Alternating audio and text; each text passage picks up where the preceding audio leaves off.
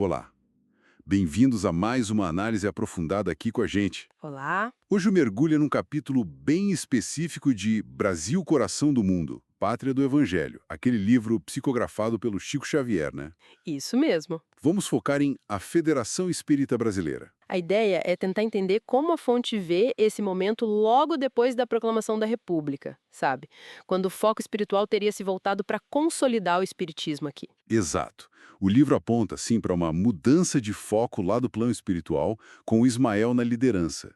O objetivo seria estruturar o espiritismo no Brasil de um jeito bem particular. Particular como? Não só como filosofia ou ciência, mas como um cristianismo meio que revivido, sabe? Com uma ênfase muito forte na caridade e na necessidade de unir os esforços. Vamos ver como se deu segundo a obra. Legal, bora lá então. A missão era clara: criar um centro para guiar o movimento do país. Isso, depois da República, o Ismael meio que reorienta as energias, né?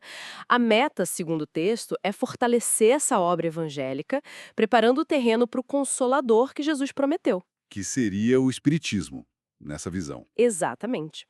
E para isso, era preciso unir os espíritas que estavam aqui, encarnados, para uma obra impessoal e comum. Essa é a expressão usada. E teve algum momento-chave, um gatilho para isso acontecer, que o livro destaca? Sim, olha, o texto aponta para 1889 como um ano importante. Teria sido recebida uma mensagem póstuma do Allan Kardec pelo médium Frederico Júnior. Uma mensagem de Kardec depois de morto. O que ela dizia? Basicamente, convocava os espíritas brasileiros a estudar, a praticar a caridade e, o ponto crucial aqui, a se unificarem. Um chamado mesmo para ação conjunta. Isso funcionou. Mexeu com as pessoas importantes da época, tipo Bezerra de Menezes. Olha, de acordo com a fonte, essa mensagem deu um empurrão.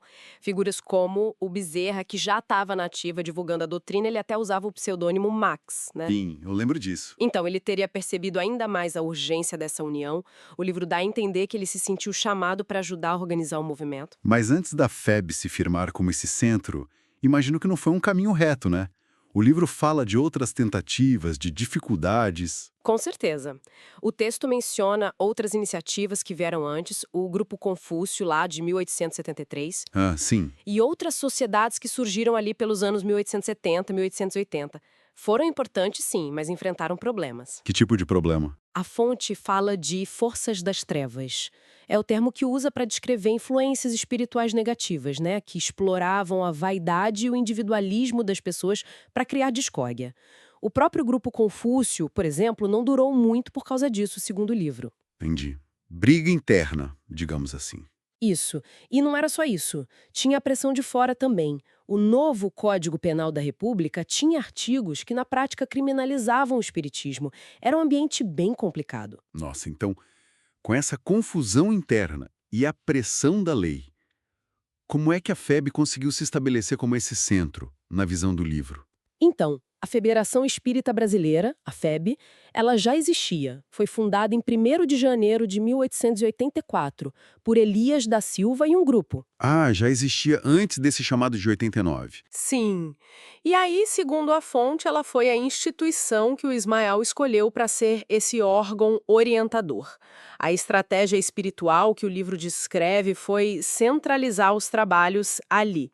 E a chave para isso foi a caridade. A caridade como âncora? Exatamente. Para manter o foco, para unir. E aí entra o Bezerra de Menezes com força total, né? É aí que ele assume a liderança. Isso, em 1895, o texto diz que ele chega trazendo a palma da harmonia. A liderança dele é descrita como pacificadora, sabe? Conseguindo juntar as diferentes facções sob aquele lema: Deus, Cristo e caridade. Faz sentido. E a parte prática da caridade, como ficou? Foi fundamental. O livro destaca a assistência aos necessitados, que foi criada em 1890, ligada à FEB.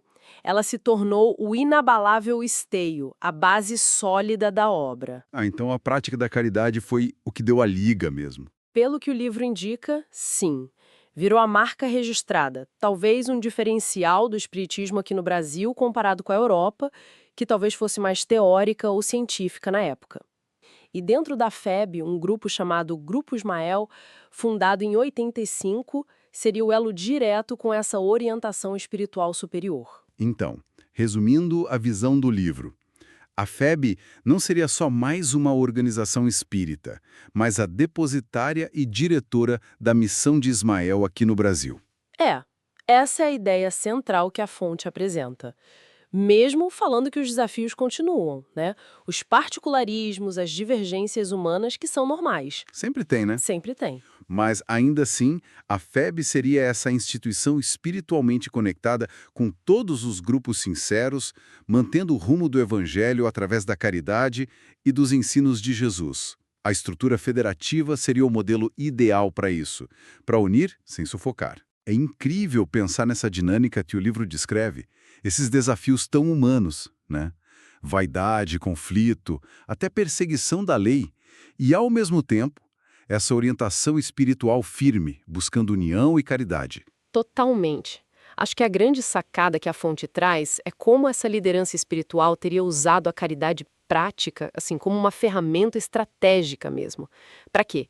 Para superar as divisões e a pressão externa, e acaba moldando o jeito do espiritismo ser aqui no Brasil. A consolidação da FEB é vista não só como um evento organizacional, mas como um passo desse plano espiritual maior. E o que isso significaria hoje, então, segundo essa perspectiva?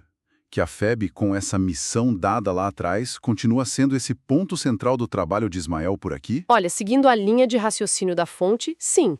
A missão iria além das divisões do dia a dia e a FEB continuaria sendo esse eixo. Interessante. E aí fica uma reflexão, né? Como é que uma instituição que é apresentada aqui com essa inspiração divina, com esse mandato de unificar, como ela lida no longo prazo com essa tensão, a tensão entre o ideal de unidade e a realidade humana que é cheia de diversidade e, às vezes, de fragmentação. É uma questão que vai além só desse livro, eu acho. Com certeza. Uma pergunta que ecoa em muitas outras situações também.